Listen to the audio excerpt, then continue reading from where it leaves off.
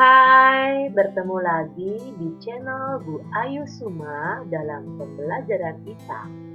Kali ini kita akan membahas tentang perkembangbiakan generatif pada angiospermae. Jangan lupa like dan subscribe ya. Kita mulai dengan pertanyaan pemantik.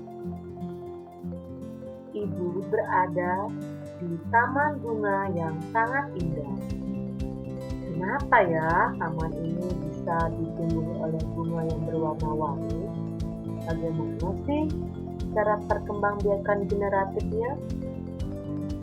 Iya, ternyata perkembangbiakan generatif pada tumbuhan dikenal dengan istilah penyerbukan atau polinasi, yaitu jatuhnya serbuk sari yang melekat pada kepala putik bunga. Sebelumnya, kita akan membahas bagian-bagian bunga. Yang pertama, ada dasar bunga yang berada paling bawah. Kemudian terdapat bakal buah dan bakal biji. Ada kelopak, ada mahkota, ada benang sari yang terdiri dari kepala sari dan tangkai sari, serta putik yang terdiri dari kepala putik dan tangkai putik. Adapun fungsi bagian-bagian bunga, kita mulai dari dasar bunga, berfungsi sebagai tempat melekatnya mahkota bunga. Putik sebagai alat perkembangbiakan kelamin betina. Benang sari sebagai alat perkembangbiakan kelamin jantan. Mahkota berfungsi sebagai perhiasan bunga yang menarik perhatian serangga. Kelopak berfungsi untuk melindungi kuncup bunga. Bakal biji melindungi dan menjadi tempat pertemuan sel-sel telur yang dibuahi serbuk sari melalui proses penyerbukan. Bakal buah sebagai tempat terjadinya pembuahan hingga tanaman menghasilkan buah. Perantara penyerbukan. Yang pertama, penyerbukan dengan bantuan angin atau yang kita sebut dengan anemogami. Angin meniup serbuk sari sehingga terlepas dari tangkainya dan masuk ke kepala putik. Adapun ciri-ciri penyerbukan angin ialah mahkota bunga berukuran kecil, warna bunga tidak terlalu mencolok, memiliki tangkai sari yang panjang, tidak memiliki kelenjar madu. Serbuk sarinya ringan, banyak, dan berbulu. Dan kepala sarinya juga memiliki banyak bulu. Kedua, penyerbukan dengan bantuan air atau hidrogami. Biasanya penyerbukan ini terjadi pada bunga tumbuhan karena air yang membuat serbuk sari jatuh ke kepala putik. Proses penyerbukan dapat terjadi karena bunga tumbuhan terendam di air. Bisa juga terjadi karena terkena air hujan atau karena tumpahan air dan lainnya. Yang ketiga yaitu penyerbukan dengan bantuan manusia atau antropogami. Ciri tumbuhan seperti salak, vanili, semangka, buah naga, dan lainnya.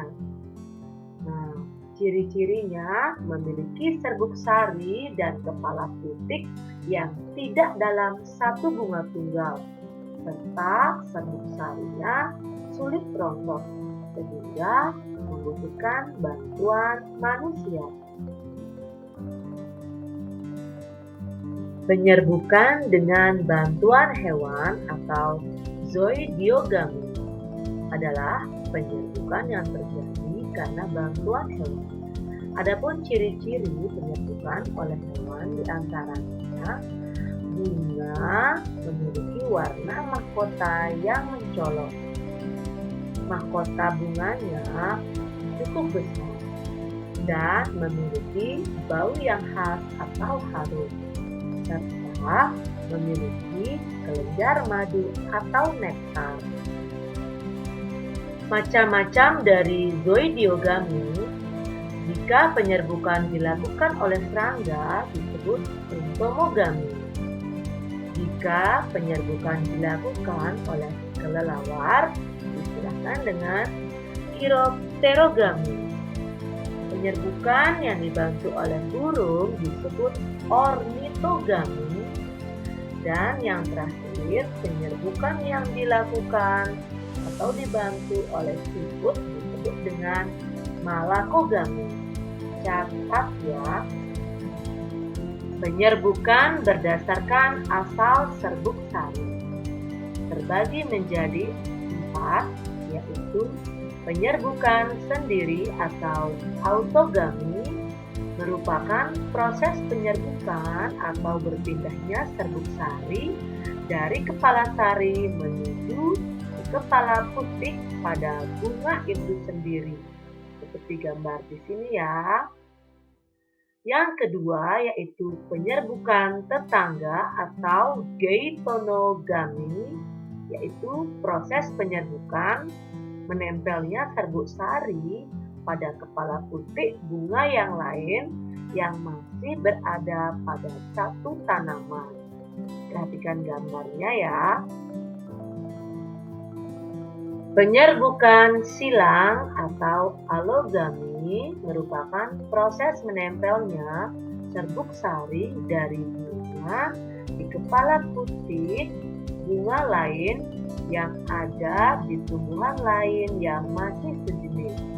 Jadi bisa dilihat di gambar ya, tanamannya beda. Nah, itu melakukan penyerbukan silang, tapi jenisnya masih sama.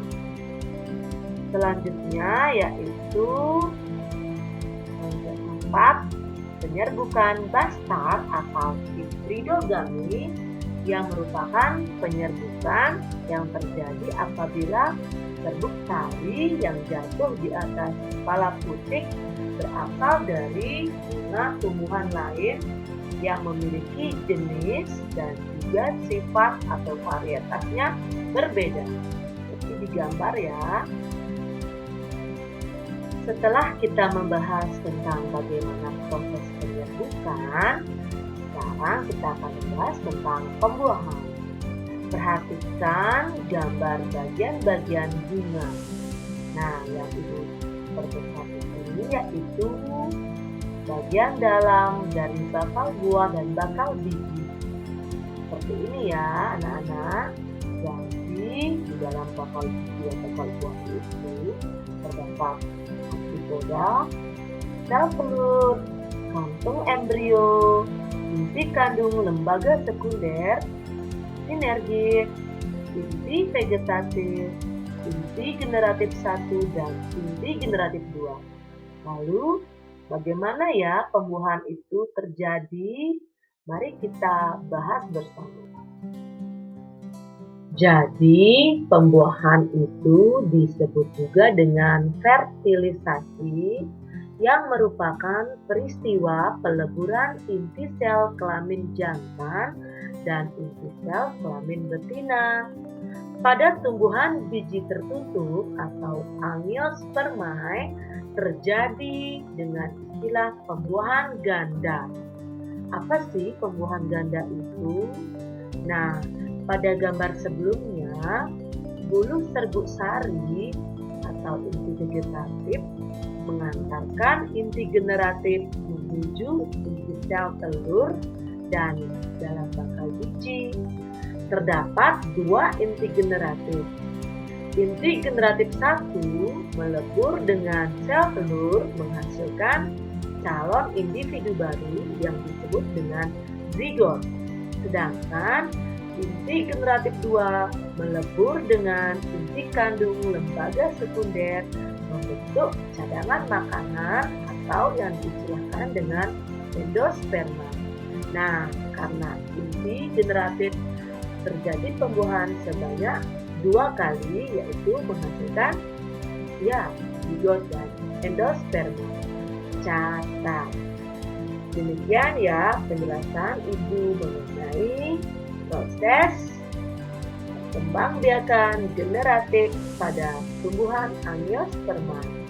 Sampai jumpa ya.